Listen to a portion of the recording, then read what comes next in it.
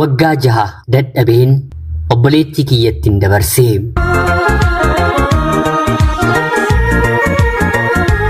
yeroodhaaf maqaa kiyya himachuun barbaadu kanan dhaladheetti guddadhee jiituu magariituu Oromiyaa keessatti barnoota kiyyallee maatii koo bira taa'een hanga kutaa 8ffaatti baradheera.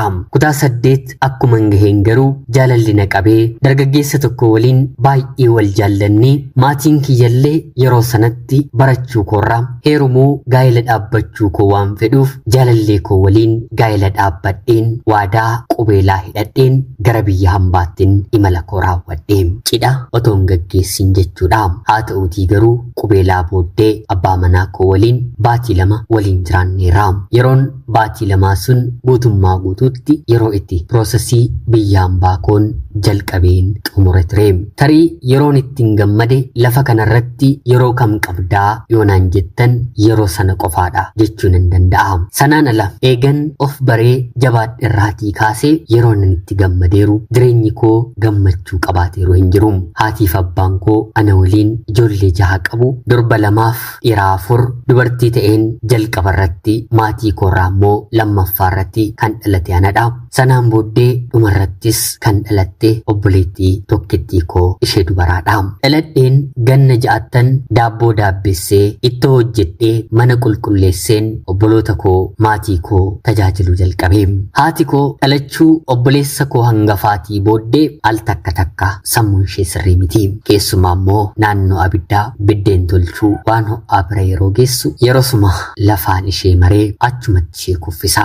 abidda irratti kuftees qaamni ishee hedduun si'a hedduu takkaa 2 hin taane si'a baay'ee miidhamteetti. kanaaf egaa fuuli ishee fuula abiddaatiin tuqame fuula miidhamaa wanta ta'eef haadha keenya namootumti naannoo keenyaayyuu yeroo hedduu hin beekanii. tarii gaddaaf yookiin immoo gammachuuf fuula ishee dhoksattee bakka ta'e yoo deemtirraan ala namni haadha keenya ta'uu ishee beeku hin jiru. maatiin abbaa keenyaa eega isheen sammuudhaan tuqamtee abiddis itti taphachuu jalqabee bareedinni simboon ishee tuqamee booda maali riyaa dubartii dhabdaayii kan siif taatu atoo simboo bareedaa dhiira dubartii hedduu biratti jaallatamtudha. dubartii guggubattuu kana dhiisiiti gaa'ela gara biraa dhaabbadhu jechuun isa kadhachaa turaniiru. inni garuu hanga lubbuudhaan addunyaa kanarra jirutti hanga isheen mana koo keessa teessee jiraattetti fayyaa isaa taatu maraatu bareedduu isaa taatu fokkistuu waadaa ishee waliin waliigaleen jireenya kan jalqabedha yoo ta'e yoon ofii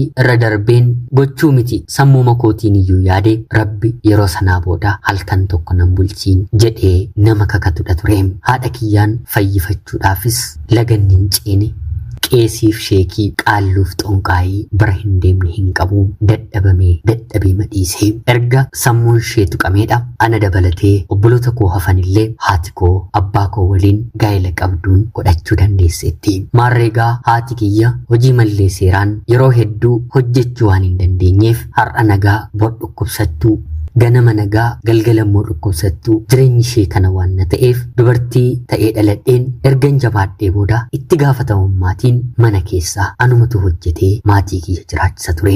umrii koo waggaa 9tti eelee dhaabeen biddeenan tolchaa laga bu'een bishaan humna kiyyaa oliin baadhaa wanti hundumtuu mana keessaa dirqama natti kenname.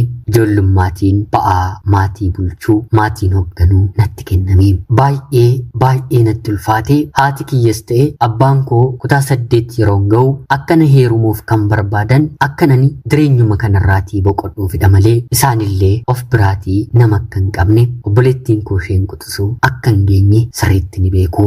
ani jira taanaan obboloonni koo dhiiraallee gadi jedhanii hubanaan fuudhanii kanaan gaa'elatti seeneenillee jaalalleen koo biyya hambaa deeminaan jedhee biyya hambaa deemuu nan fedha. haa ta'uutii garuu biyya hambaa deemuun achi deemaniis boqonnaa dhabuu yookiin immoo dadhabuu natti fakkaatee hin turre. biyya hambaa yeroo jedhamu kanani tilmaamuudhaan beekun ture biyya itti taa'anii nyaatan uffata garaagaraa akka barbaadanitti jijjiirratan rakkoon maallaqaa rakkoon nyaachuu fi dhuguu kan hin jirre maatiin ofii bakkatti naman argine akka barbaadan biyyatti ta'uu danda'an uffata roottoodhaan maallaqa baankiidhaan akka garaa ofii maatiif kan ergan hojjechuurra ciisuudhaan illee irra caalaa akka namaaf kanfalamuutiin tilmaaman ture.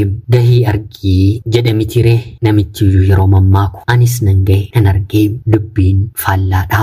Akkuman biyya hambaa gahetti maadaamiin kiyya hijaaba gurraacha nama mana gaddaa jiraatu na fakkeessite meeshaa guurtee gadi yaasuun kana miiciitii kana godhiitii kanaaf san akkana godhiitii jechuun hojii meeqa al takkaattiin ajajee gara bakka imaltuu deemtee guyyaa jalqabaa bitaanatti galee gorsa hedduu mana dallaalaatiis ta'e bakka biraatti fudheera. Haa ta'uutii garuu waan tokko hamma ija ofiitiin arganii harka ofiitiin tuqanitti hin amananii mitiire. Anis dubartii akkana ta'een dadhabbii mana maatii korraa dadhabbii maadaamii darbeen hojjedheen wantan hojjedhee argadhe baatii 3 baatii 6 walitti gudunfeen jaarsa kiyyaaf kennuun eegalee. Jaarsi kiyya anaaf nama gaariidha, obsaa amala qabeessadha.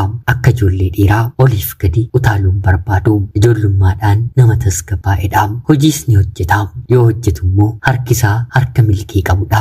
Akkuman biyya hambaa deemeen maallaqan ergeen hojii jalqabe. Hojii inni jalqabe sanaan booddee guddachuuf yookiin immoo itti fufuuf maallaqni gara biraan kan koo isan barbaachisne. Sa'aatii walii bilbilirratti waan irra gahe wanta irra jiruun isatti haasa'a. Har'a bor nan dhufa walitti deebinee gaa'ela dhaabbannoo too jennu biyya hambaarree waggaa 4 jiraadhe. Turtii waggaa 4 booddee wantan sammuu kiyyaan yaadaa ture uffata roottootti naqeen maatii koofis maatii isaafis mataa kiyyaafis fidadheen dhufe.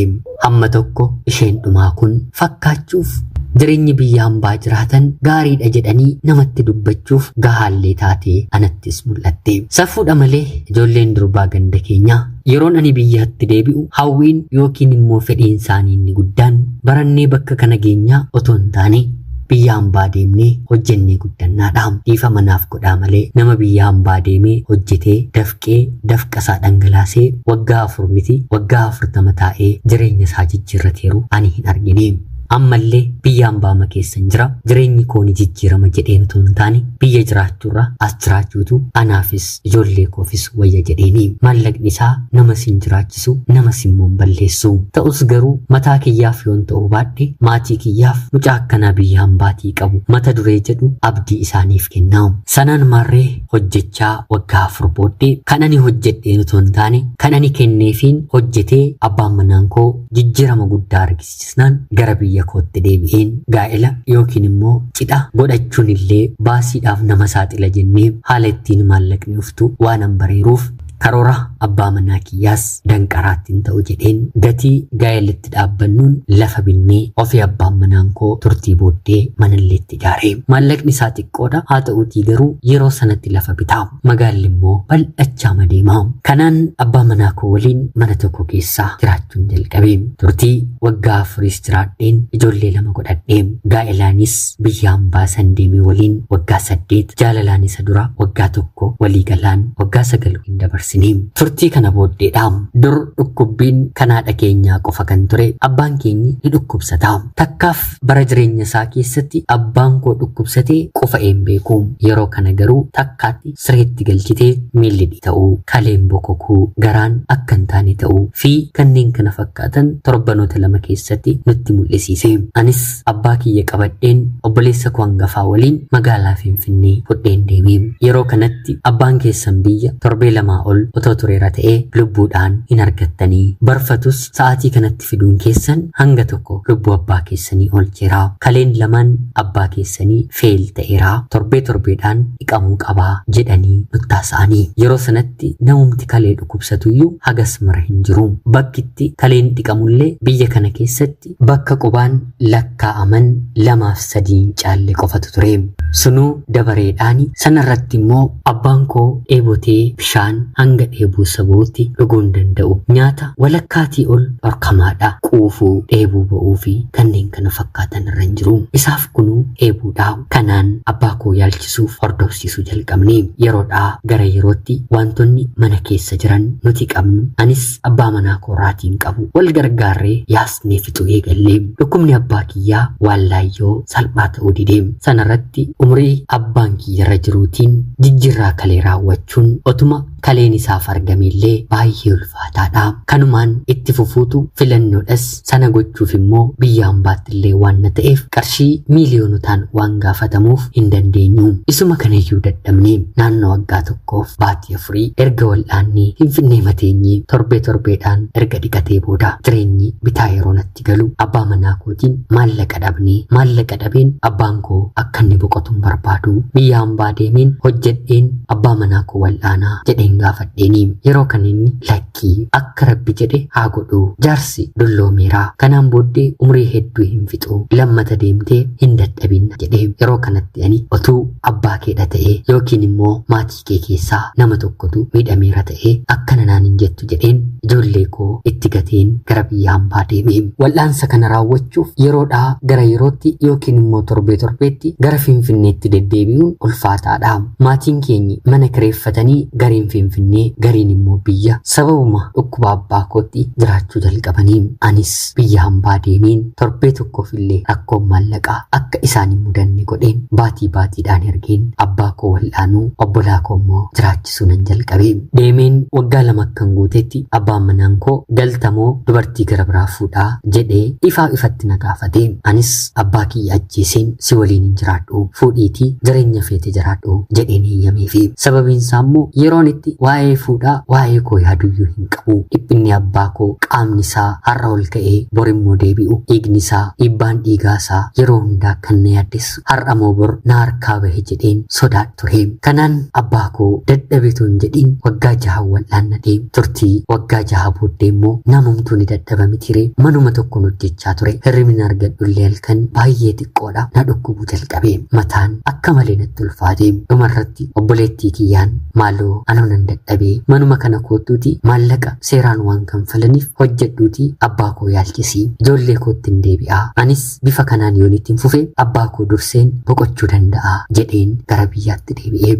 Obboleettiin kiyyallee biyya hambaa deemuuf fedhii guddaa waanta qabduuf tole jettee waa hundi fixamee fi manuman ani galaa ture yookiin immoo jiraadhee ani ba'ee fi ofii hojjechuu eegalte.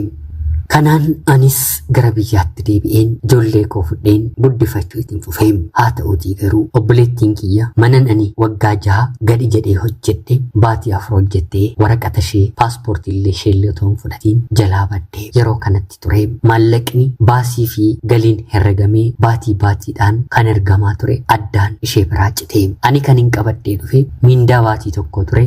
Ishumaan illuu meeshaa tokko mana keessan bitadhe. Obboleettiin keenyi baatiin gahee har'a moo bor bilbiltii yookiin immoo bilbila nurraa kaasti jedheen nan yaala. Asii obbolaan koo Finfinnee jiran maallaqni hin jiru jedhanii achi as na rakkisu lafa lixuun dhabee dhumarratti abbaa manaa kootti boo'een maaloo abbaan koon harkatti du'ee jedheen horii sangaa warra saanaaf gurguree abbaa kee itti wal'aannadhu naan jedheen horiin inni gurgure baatii 2f abbaa koo wal'aanee. Sanaan booddee garuu baatii 2 saxxaanu torbee tokko qachaa torbee tokko immoo dhabaa otoo jennuu baatii 2 booda kaleen isaa tokko haa ba'u jedhamee anis tarii yoo abbaan koo waa ta'e jedheen gara magaalaa Finfinnee dhaqeen kaleensaa yeroo bahu lubbuun abbaa koos achumaan darbite. Dhamaatiin koo waggaa 6 maatii kiyyaaf hin godhe duwwaa wanta maa hin baasne ta'e. Abbaa manaa koo waliin illee nageenyuma keenyatu nagaadha malee wal dhiisneerra. Jireenyin waggaa 10 biyya hambaatti jiraadhe sagantaan isaa kanaan cufame. Kan hin dhama'ee fi abbaan koos jaalala nuti isaaf qabnu hubatee du'a danda'ee nu waliin jiraachuu hin dandeenye. Haati keenyis hanga har'aatti akkuma kaleessaa keessa jirti. Daa'imallee itti kennachuu hin danda'u. Kanaanis du'a abbaa koo booddee waggaa 4 mana onaa keessa haadha koo waliin ergan jiraadhuudha. Obboleettiin keenyi biyya hambaa deemtee jireenya mataa ishee waan eegalteef waa'ee keenya galagalteeyyuu nu ilaaluu waan dadhabdeef si'a 3ffaaf ijoollee koo maatii abbaa manaa kootti kennadheen gara biyya hambaatti imala koo raawwadhe. Ammallee kunoo biyya hambaa manjiraa naa darbuuf otoo hin taane asumaan darbuufan biyya kana keessa jiraadha. Obboleettiin kiyya gaa'ela godhattee si'a 4 biyya hambaa kana keessatti diigdee turtii gaa'ela ishee keessatti ilmaan hin horanne. Kunis aarii gara biraanatti ta'ee Abshaaloomuun ishee gamnummaa ilma dhiiraa irratti hojjechuuf yeroo hundaa na gaddisiisaa. Du'a abbaa koo boodee anaan gaddisiisuun lubbuu kiyya gara du'aatti kan fiigsisaa jirtu. Amma immoo haftee maatii koo kan taate obboleettii koodha. Tasgabbii hin qabdu, maallaqa nan quufee hin beektu, waan gaariitti yeroo baastu yookiin immoo gootu takka argeen dhagaheen hin beeku. Dhiira maallaqa qabuuf lafa taatee yoo ta'ee fi irraa nyaattee yoo ta'uu fi baatte immoo nyaatamtee maqaa balleessitee biraa deemti. Jireenya akkanaa jiraatii ani garuu takkaa heerumiin lolli takkaallee waa'ee keenya gidduu otoo hin jiraatiin dhiiseen maatii koo amma immoo ijoollee koo jedheen gaa'ela koo diigeen jiraachaan jira. Ergan isarraa adda bahees abbaan manaan koo tujaara ta'eera. Akkan isatti deebi'uu barbaaduu fi yoo ijoollee koo ana kan jiraachuu ta'e gaa'ela koo akkan fedhu ergan biyya hambaa dhufee isatti dhaameen ture. Haa ta'uutii garuu haati manaansaa kan ati ishee bira deemtu anaan hiikeetii qabeenya kees lamatti qooddeeti jechuun waan isa dorsiseef qabeenya koo dhabeen gara kee dhufurra qabeenya koo qabadheen siitiin dhabuu naaf wayyaa ati ana caalaa maatii kan jaallattudha jedhee naaf deebise. Jireenyan biyya hambaa kana keessa jiraadhurra na reebee na tumee haadha manaa lammaffaa miti dhibba lammaffaa ta'een abbaa manaa koo waliin ijoollee koo qabadheen utuu hin jiraadhee baay'ee natti tola. Gammachuus naaf kenna. Amma garuu yookiin gaa'ela isaatiin kan hin bareen yookiin immoo maatii isaatiif waan gaarii kan hin goone yookiin immoo ijoollee isheef bira dhaabbattee kan hin guddisne ta'een harka duwwaa hafeen jireenyuma akkuma fe'ee duutis jiraachuunis yoo dhufte dhimma kan keessatti hin qabamne jireenyuma calluma jedhaa jiraachaan jira. Ijoolleen koo toon jirani ta'ee maqaa kooyyuu balleesseen waan hin taane waan baay'ee keessayyuu galuu nan danda'a. Haa ta'uutii garuu cubbuu nani dalaguutiin immoo ilmaan koo bor akka isaan hin miidhamne nan sodaadha. Dhugaa dubbachuudhaaf haadha koofillee kan jiru amma ana qofaadha. Obboloonni koo warri kaan irraa dhalatanii haadha keenyadha jedhanii maqaa haadha isaanii waamuuf ni qaana'u. Haati kiyya gadi bahullee waan hin barbaanneef wanta isheen manatti akka dhufuufiif gaafattu erguufiif illee ni qaana'u. Daakuu, shiroo, barbarree, ashaboo fi warreen kana fakkaatan as biyya hambaa taa'eetan hiriyoota koo ollaashee naannoo ishee jiran maallaqa ergeen bitanii akka erganiif hin taasisa. Isheenis dhukkuba ishee kanaan umrii ishee guutuu hidhamtee jireenya kan hin jedhamne akkuma koo jiraachaa jirti. Waa'ee ishees yeroo yaadadhu maraadhu naan jedha. Obboloonni koo warri kaanu Abshaalota obboleettii koo dabalatee warreen dhiiraa inni hangafti keenyillee dhimma narraatiin qabanii hinumaa anarraatii gargaarsa eeggatu. Kaleessas gara biyyatti ergaan ture amma immoo ishuma naaf haftuyyuu seeraan hin fayyadamu. Hiriyoonni koo kana goona naan jedhu jiraachuuf isaanumtillee akka isaan natti hin qabamne gochuuf jecha jireenya har'atti kolfanii bor immoo deebisanii gaddan yookiin immoo gammachuun maallaqa ofii deebisee badu sana raawwachuun jiraachaan jira. Mee obboloonni koo anaa fi namoota akka kiyyaa carraan jireenyaa karaa garaagaraa gara biyya hambaatti nu fiddee biyya hambaa yookiin jijjiiruu yookiin dhiisuu dhaabdee abdii otoo hin kutiin maatii keenya dhiisnee